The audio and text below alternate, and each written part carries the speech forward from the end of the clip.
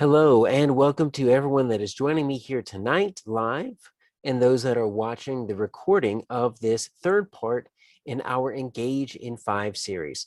We are looking at the 5 facets of student motivation. We're trying to end this COVID school year strong. And to do that, we need to leverage student motivation. We need to make sure that we can engage our students. And in order to do that, we need to understand what makes them tick and how we can better engage them. So we've already talked about competence. That was 2 weeks ago. And then last week we talked about the power of relationships. You can find those recordings on my website at aarondaffern.com/engage. So tonight we are looking at our third part of our CRAVE model. So in general, our CRAVE model really just tries to encapsulate what is the big idea of student engagement. How do we engage students? So student engagement is 2 parts. One, what we do. That's what we have our training for, our certification, our experience, our education. Everything that we bring to the classroom plays a part in student engagement. Our lesson design, the grouping activity, the delivery of our lesson. Sometimes even though that stays the same, the results are vastly different, especially if you teach secondary school. You teach the same lesson 3 or 4 times a day, and you might get this experience to where you do everything the same, and yet the results are vastly different. Well, if that's the case, that means there's 2 different variables. It's not just what you bring to the classroom and what you bring as the instructor, that's part of it. The other part of it is this CRAVE model of student motivation. How does what motivates students interact with how you bring those lessons into the classroom? Because if you teach the same lesson 4 different times and you teach it the same way, and you get 4 vastly different results. If you're not changing, that means another variable is changing, and that is student motivation, because every child is motivated by a different combination of these facets. 2 weeks ago, we talked about competence. How successful do the students feel? Do they feel like they are able to get the job done? Do they have a growth mindset? And are they able to feel successful? If so, they will be engaged. But there is nothing as demotivating as feeling like something is out of reach and it is impossible for you to do. That will shut kids down in a heartbeat. So we have to build their feelings of competence. Second, relationships. The relationships are the key. They are the foundation. They are the gateway. They are the everything that you can think of, the cornerstone, the epitome of what we do in the classroom, of our engagement, of our teaching. Relationships drive learning. So they are the foundation of engaging kids. And when kids are disengaged, that's when behavior goes out of control and achievement drops. So this week, we're looking at autonomy, voice and choice. How do we help motivate those students that don't necessarily need those strong relationships? We're not going to be rude to them, but they don't need be your best friend, and they already feel kind of competent, but they're rebelling or they're disengaging for other reasons. Well, some students will disengage because of just a lack of autonomy. They don't feel like they're in control. Now, if you want to know more about this, all of the research and all of this is coming from my first 2 books, Solving Student Engagement and Don't Quit Your Day Job. The handout has links to where you can learn more about this.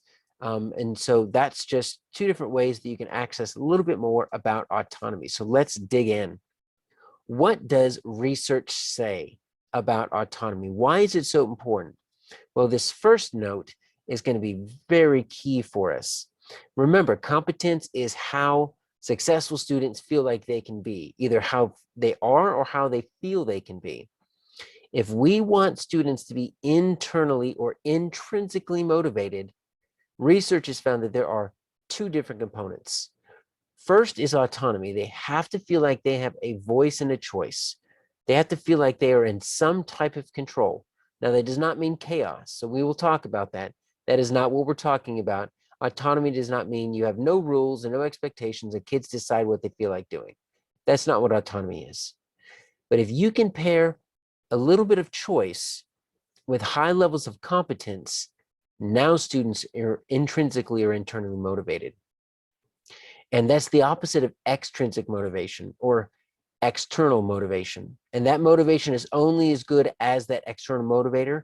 So if you've ever tried to motivate your students through rewards, through a token economy, through prizes, through points, or if you've ever tried to motivate them through fear, through getting their agenda signed or their planner signed or writing them up to the office, you realize that those forms of external motivation, they don't really work that well. Sometimes they do, sometimes they don't. Even if they like getting the prizes and whatnot, you have to keep that pressure up. But if we can ever light that inner fire in students to where they learn because they want to learn, they learn because they're interested, they learn because they think it's fun, it's enjoyable. Your job is just to give them a head start and then get out of the way, and they will do the rest. Those are the students we want. And most likely, those are the students you probably were as teachers. If you made it all the way through college and you've made it this far to where you're watching this webinar, you're a learner, you're an achiever. So you probably have internal motivation. Well, what does it take to get there? It takes autonomy, which we're talking about tonight, and competence, which we talked about 2 weeks ago. So if you ever wonder why students don't necessarily feel internally motivated, a lot of times it's because we have a high level of teacher control. We fear letting go. We fear of what's going to happen if we just kind of loosen up a little bit. And we think that they're going to go crazy. And so we become a little bit more strict, a little bit more rigid, right? That old adage of don't smile till Christmas, so wrong. That actually works against us, because when we impose heavy control on students, they don't feel like they're in control, and that's going to demotivate them internally. They're just going to wait on you, and the best you can get out of that situation is compliance. And if you're happy with compliance, well, then keep controlling kids, or keep trying to control kids, because you never really can control kids. If you want to find some intrinsic motivation, you're going to have to let go a little bit. So what does that look like? When we see intrinsically motivated students, we see them increase their persistence, and we see them increase their regulation. Now, this is the strange thing. A lot of us feel like if we let go, the behavior is going to go out of control. But the tighter we try to hold on to that behavior with the students, the more controlling we are, the more demanding we are, the less they are able to regulate themselves, the less they are able to manage their emotions, and you actually make the situation worse. You're pouring gasoline on the fire and you're wondering why it's getting hotter and hotter. So if you want your students to increase their persistence for academic struggle, and if you want them to increase their regulation so that they can control their emotions, guess what you're going to need to do? You're going to need to loosen up a little bit. Give them a little bit of control. It's going to be messy, but you have to play the long game. Think of the long-term implications. You will see the rewards at the end. Now, it's not just persistence and emotional regulation. It increases their conceptual learning and their recall. When students are feeling controlled, they are very much working at a surface level learning. It's compliance. It's doing whatever it takes to keep you, the teacher, off their back. If you want them to go deeper from surface level down to conceptual level to really get to the meat of the concept, you're going to have to let go a little bit, and you're going to have to give them some control. And it's going to increase their recall of information. This is all from research, and their conceptual learning. Now, what does that look like? I said it does not create anarchy.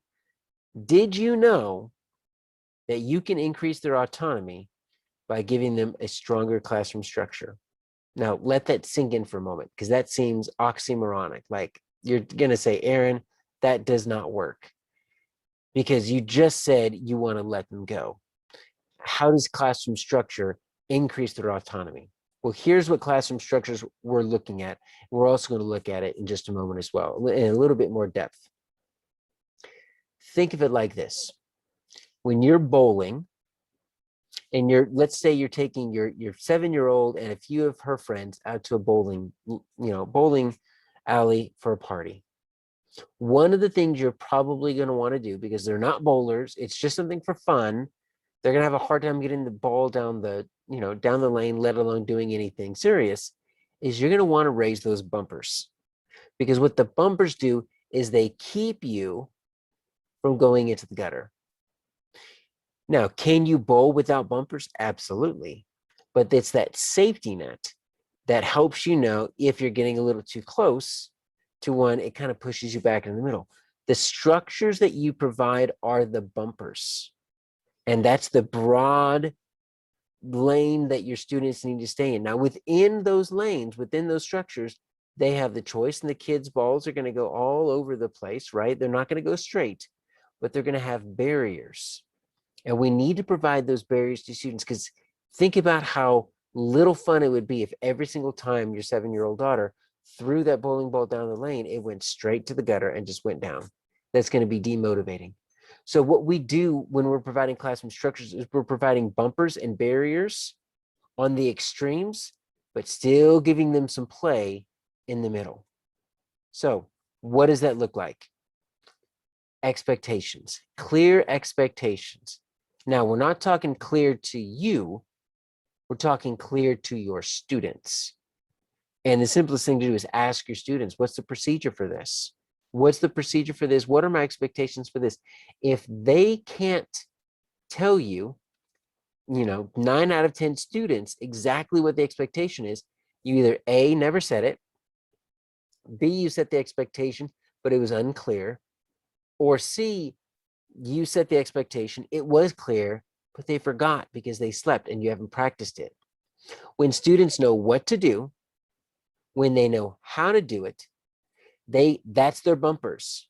Now they've got freedom to operate within those boundaries. But if they don't know what to do, they're in this constant state of, I'm going to fall into the gutter because I don't know if my teacher is going to yell at me. I don't know if I'm going to get in trouble. I don't know what to do next. And if they don't know what to do next, they either shut down or they become very dependent on you, and they ask, what can I do now? What can I do now? What can I do now? And a lot of students, they'll like that, but that's just going to keep them in that compliance mode. But you will get some rebellious students because they don't like being dependent on you. They want to be self-sustaining. And so they don't know where the bumpers are. They don't know what your expectations are. And so they feel like they're in this big void and they don't have any boundaries. Procedures, procedures, procedures. In real estate, right, it's location, location, location. In education, it's procedures, procedures, procedures. You set them, you practice them, you make sure they are clear, and you have to revisit them. When your students forget, it's not because they're purposely doing it, they've just slept and there are other things on their mind. So here are just some broad categories. You probably have some procedures, but I'm hoping in just the next few minutes, I'm gonna just get your brain going with something that you might think, you know what? I haven't set a procedure for that. The students don't know what to do. I keep getting questions about what to do with this. That means you need a procedure. That means your students don't feel like they've got bumpers. And that means they're going to be living in that fear of not knowing what to do, or they're going to resent always having to go and ask for instructions. So what happens at the beginning of class? Is there a bell ringer? Is there a task? Is it just sit and chat with your friends? How does the class start? Does the class start when you get up and start teaching? When the bell rings? When the bell rings, do they need to be in the classroom or do they need to physically be in their seat? See, all of those questions need to be answered, and your students need to know, what is the expectation at the beginning of the day? What do they do when they come in? How are they supposed to do it first, second, and third? And if they don't do it, if you are connecting with your kids' relationships and they're not being successful with this, they're not being rebellious. They're not trying to create anarchy and destroy the rule of your room. They just need more practice. Practice, practice, practice. Think about missing work. So they missed yesterday, or they didn't log on yesterday if they're a virtual student. How do they get their missing work? Are they supposed to go to you? Is there a certain place for them to go? Is there a student assigned to get the information for them? What if you get busy and you're not, and you forget to give them something and it pops up on a report card? So what's the procedure for missing work? The more they know what the procedures are, things start to make sense. When we are operating in a space where things don't make sense, we're going to be very quiet and we're not going to stretch out. Think about if you are going to a meeting of an organization, you got this random email and it seems kind of interesting, but it's in a place you've never been.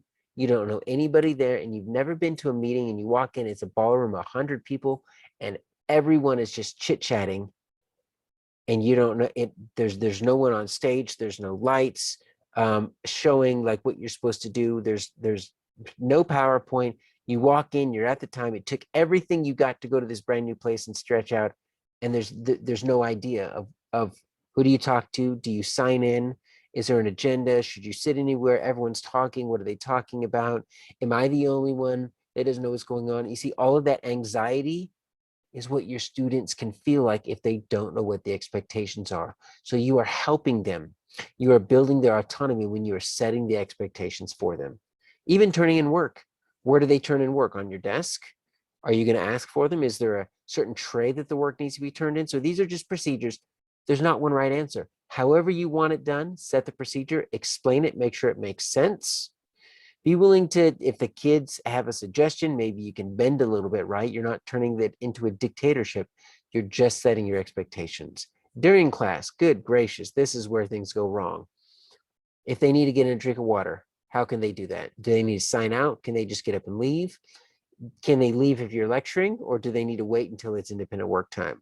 What about the restroom? How many students can be out at a time? Do they need to sign out? Is there a pass? All of those questions need to be answered.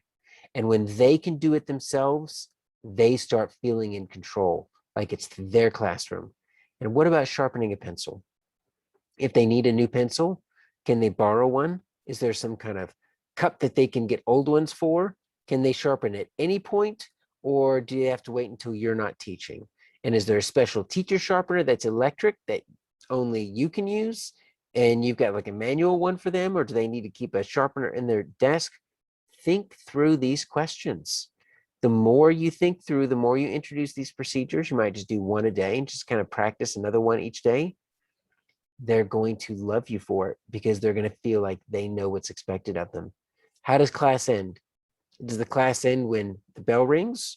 What if you're in the middle of speaking and the bell rings and you forgot and you want to give them one final word?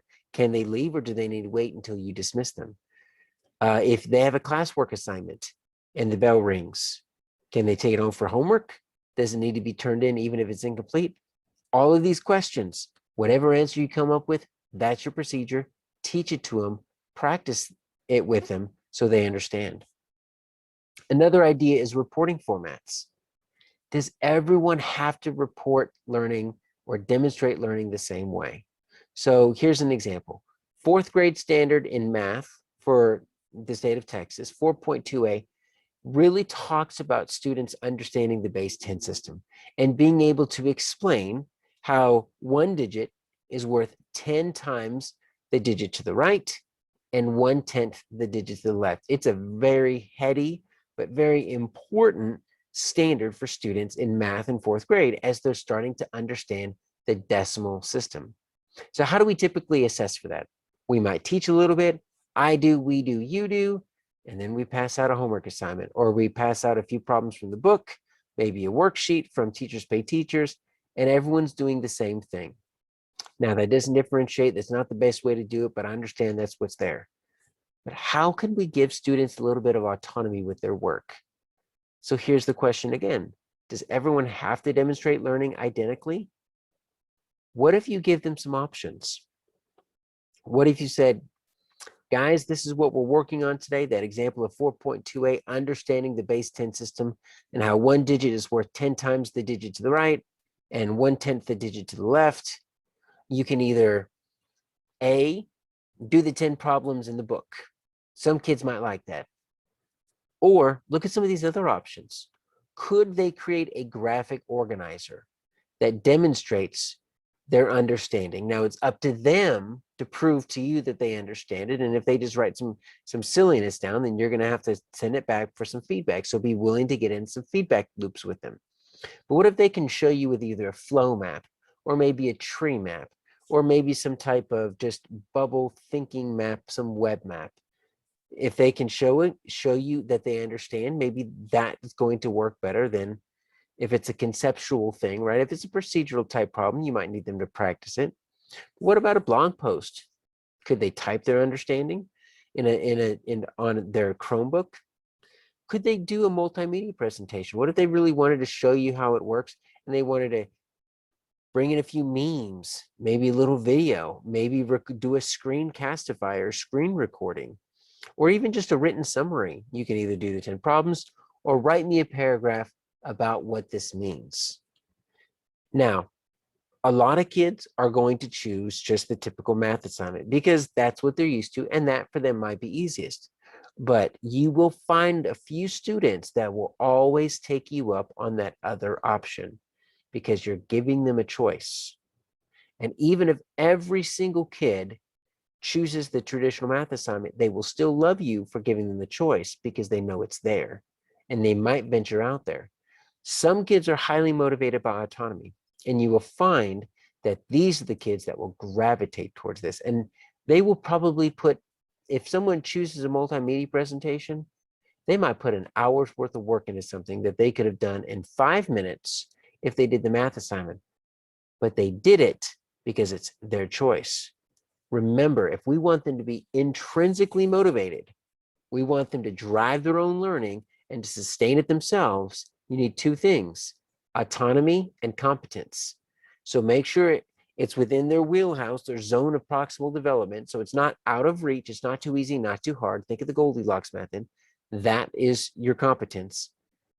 But then how are they giving a little bit of choice? You see, even in this reporting format, they're not choosing whether they want to demonstrate learning or not. They're not even choosing what they want to learn about. Maybe your scope and sequence says you're learning about TEKS 4.2a in math. That's fine. But you can always give them a little bit of choice, saying, do you want to demonstrate your learning this way or this way? Or maybe there's even, let's say all you want to do is the math book, but you know that you don't need to do 20 problems. So maybe you can say, guys, you can do 15 problems out of the 20. I'll let you choose which 15. Just circle the 15 you want to do and do those 15. And they'll go through and they'll decide. And they can decide which 5 they don't want to do. Or maybe your math problem is set up into your traditional, just your basic computation section. Then there's always a few word problems at the end, right? So maybe you might want to say, I want you to pick 8 out of the 10 computation problems and 2 out of the 3 word problems. There are so many ways that you can offer them just a little bit of voice and choice and autonomy without even creating all of these different types of reporting formats. But they will love you for it because they are feeling in control. You're raising the bumpers by giving them those clear expectations and procedures, and then you're just further motivating them whenever you can give them a choice. So that is just a very short snippet of autonomy. Now, there's a lot more behind it. I'm very excited to share with you. I just created a fully fleshed out 12-hour CPE course. So that's the equivalent of a two-day conference over the entire Solving Student Engagement program. So that's all 5 facets of student motivation. It's got video, it's got some reflections, quizzes, and a whole lot of excerpts from both of my books. For right now, throughout this Engage in 5 program, so we've got 2 weeks left, it's 50% off. So if you want to enroll now, it would be great. You can find it at Aaron Daffern at thinkific.com. And on the handout, which you can find there at aarondaffern.com/engage, you can find links to my book, Solving Student Engagement and Don't Quit Your Day Job, both about student engagement. I've got that online learning at thinkific.com that I just shared with you. I train schools. I've trained districts. So if you are an administrator or you want to pass my name along, you can find information about my school and district training at aarondaffern.com. And also a link in the resource page. This handout is a link to a Google Doc that you can use that is a student engagement inventory. So if you are wondering, I wonder how engaged my students are, there is an inventory that I adapted from a great research project that you can use with your students as kind of a baseline, and maybe you can give it again 3 weeks later and just see, are the numbers moving? Are your students becoming more engaged? And the questions are aligned with the 5 facets. So if you see a few questions are low, you know where to start working. It might be relationships, it might be value, it might be competence. So it's great. All of this can be found at the resources page at aarondaffern.com/engage. And so our next webinar is going to be next week. That's April 13th. I cannot wait to see that. It's going to be the same time at 8:30 Central.